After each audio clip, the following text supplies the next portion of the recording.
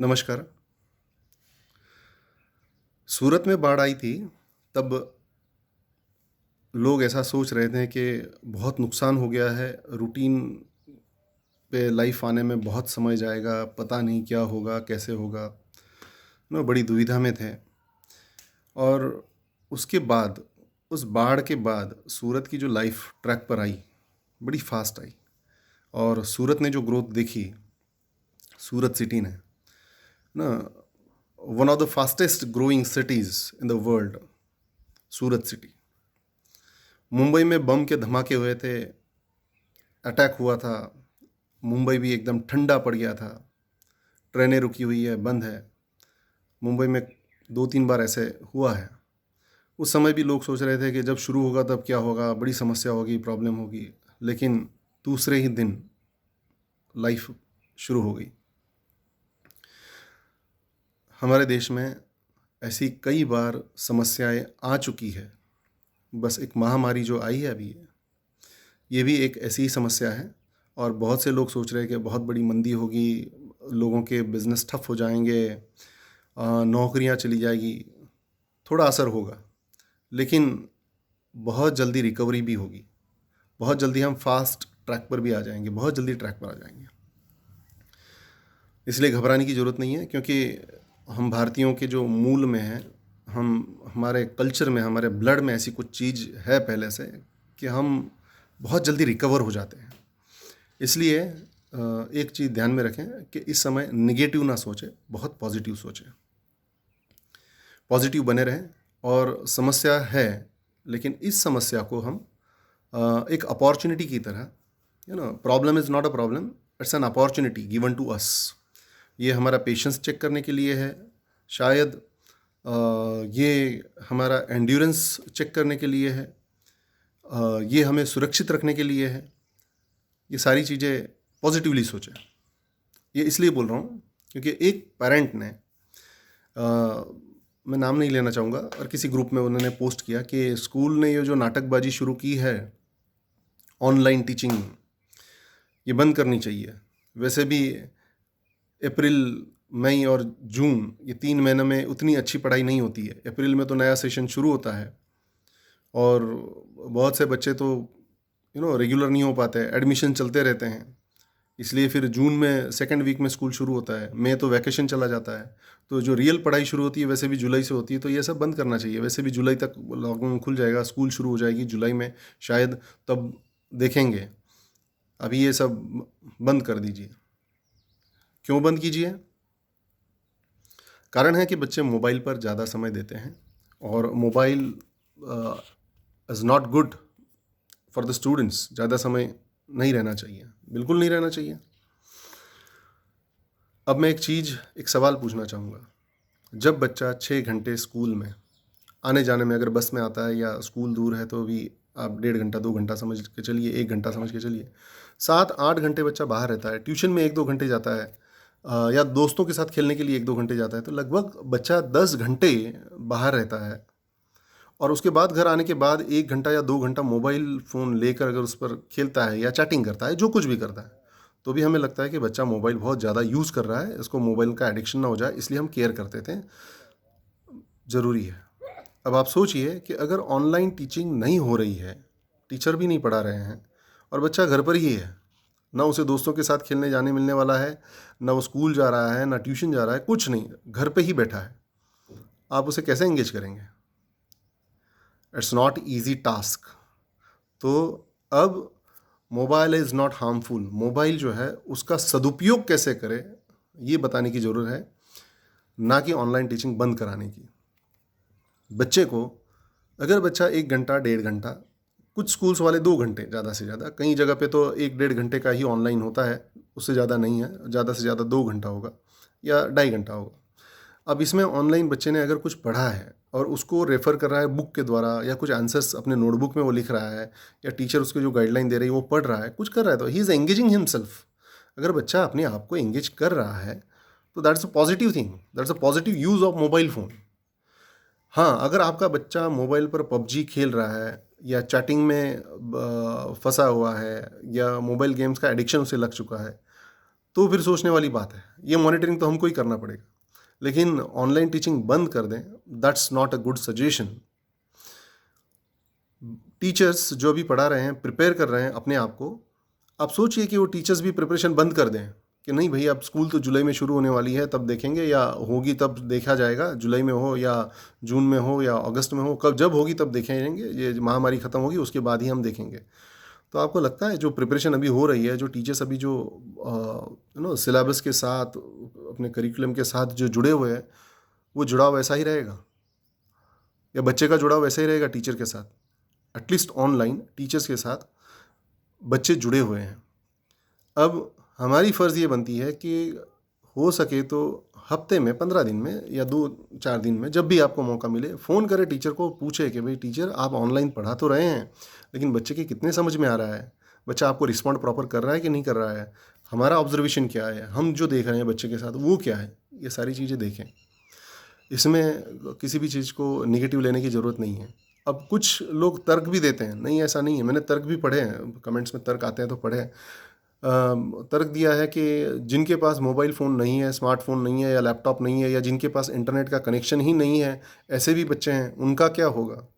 आपको बताऊँ, स्कूल ने उनके लिए भी प्लान तैयार करके रखा हुआ है कि जब ये बच्चे स्कूल में आएँगे और जो मिस आउट इनका हो गया है, उसका फिर से उनको प्रिपरेशन कैसे करवाएँ, इसकी प्लानिंग स्कूल की है, स्कूल ने वो कर रखी है।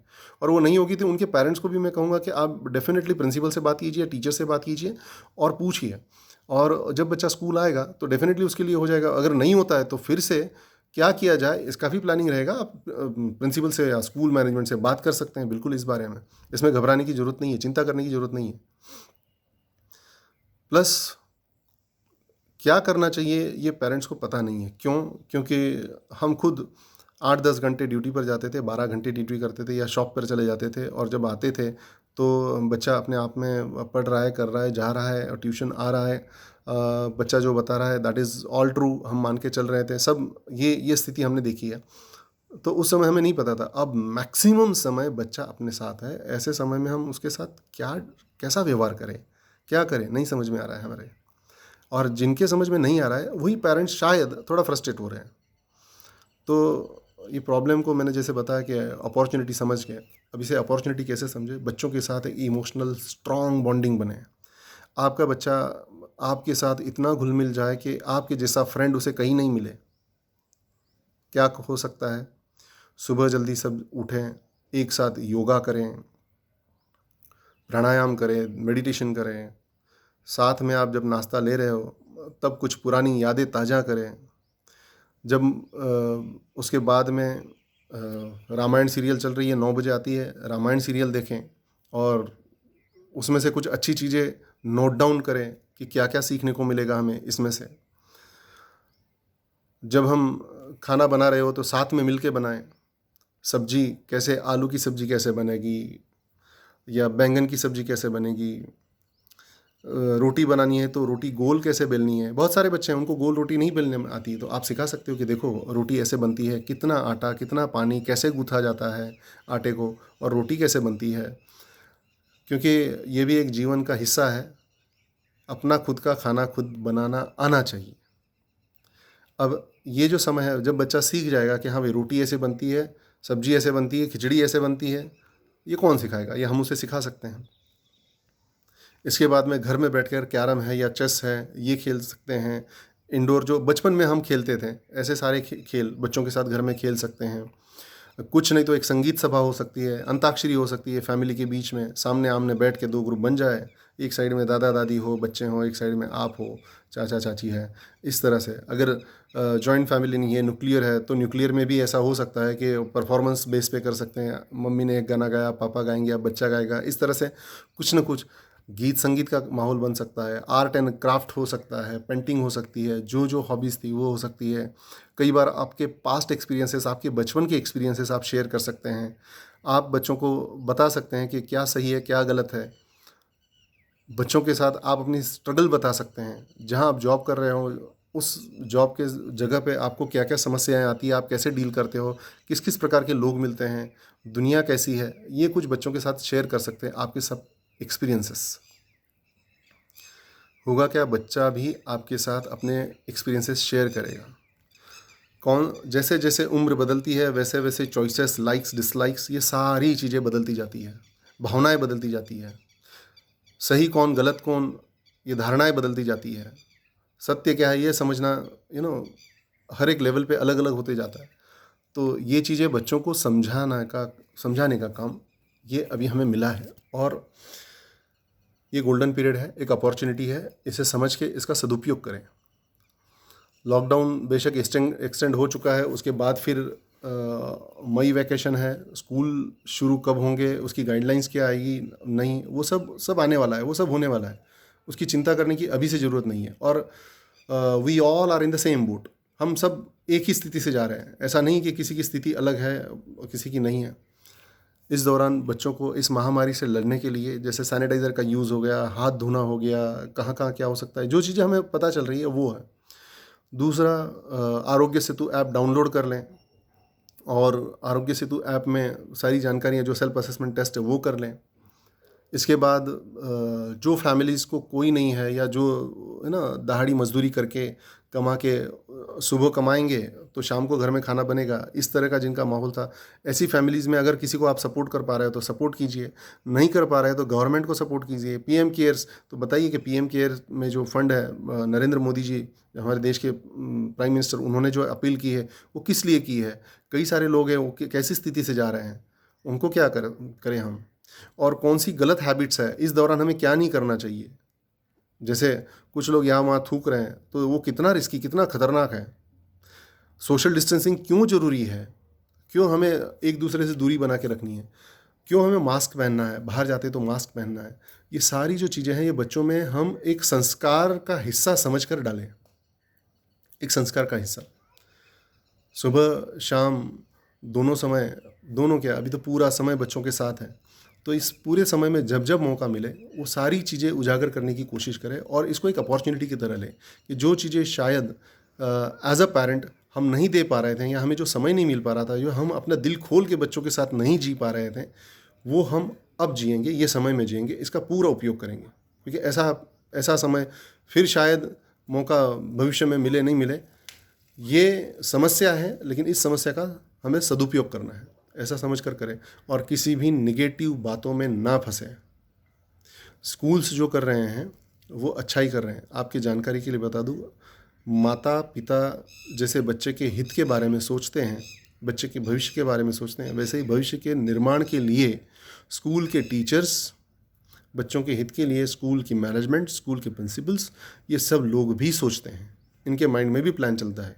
और टीचर्स को भी बड़ा गर्व होता है जब बच्चा भविष्य में कुछ बन जाता है, तो हमें भी बड़े गर्व के साथ, गर्व की अनुभूति होती है कि मेरा स्टूडेंट है, मेरे यहाँ पढ़ा हुआ है। भले मैंने डायरेक्ट नहीं पढ़ाया होगा, इनडायरेक्ट पढ़ाया होगा, या मैंने पढ़ाने में मेरा पढ़ाने वाले टीचर्स कोई और रहे होंगे और वो मेरे सेक्शन में नहीं भी होगा, लेकिन मेरे स्कूल से है तो हम बोल सकते हैं ये मेरे स्कूल में पढ़ता था। मैं, ऐसा अभिमान टीचर्स को आता है। तो कहीं पे किसी को भी गलत ना समझे, और बहुत पॉजिटिव होकर बच्चों के अंदर है ना संस्कार डालने का जो एक मौका मिला है हम सबको, वो करें। और अगर कहीं पे भी कुछ भी दुविधा आपको आती है, समस्या आती है, तो टीचर से बात करें, बिल्कुल बात करें, प्रिंसिपल से बात करें, फ़ोन करें और समझने की कोशिश करें।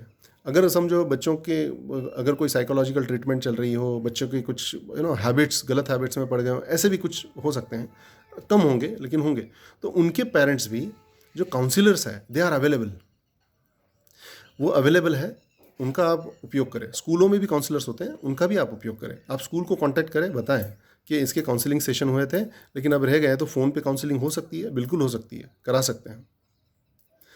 ऑनलाइन गवर्नमेंट की लाइब्रेरीज़ है, फ्री बुक्स अवेलेबल है ऑनलाइन, बच्चे पढ़ सकते हैं, नहीं तो घर में जो भी बुक्स अवेलेबल होगी वो पढ़ें। प्लस ओलैब्स करके गवर्नमेंट की एक साइट भी है जिसमें ऑनलाइन प्रैक्टिकल्स जो टीचर्स करवाएंगे बच्चों से, वहाँ पे बच्चे सिमुलेशन मेथड से प्रैक्टिकल्स भी कर सकते हैं। ऑनलाइन प्रैक्टिकल्स भी होता है, थियरी होती है, उसमें वाइवा के क्वेश्चंस भी दिए होते हैं, इवन आप फीडबैक भी दे सकते हो। 9 to 12 स्टैंडर्ड के लिए है। तो छोटे बच्चों से लेकर टीनेजर्स तक, right from nursery to 12 standard, सबके लिए कुछ ना कुछ प्लान है।